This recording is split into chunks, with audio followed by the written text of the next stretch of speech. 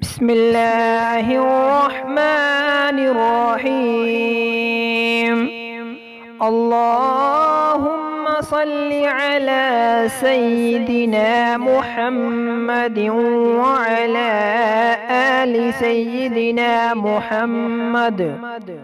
محمد صلاة تنجينا بها من جميع الأهوال والآفات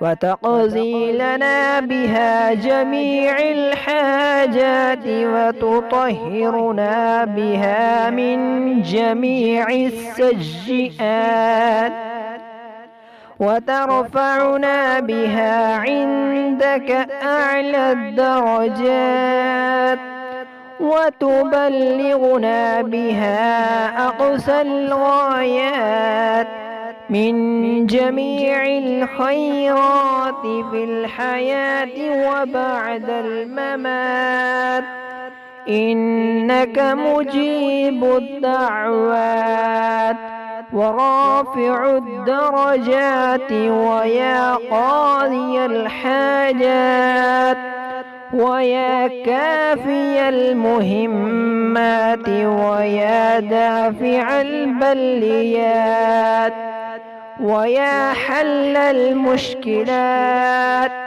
أغثني أغثني أغثني يا إلهي، إنك على كل شيء قدير.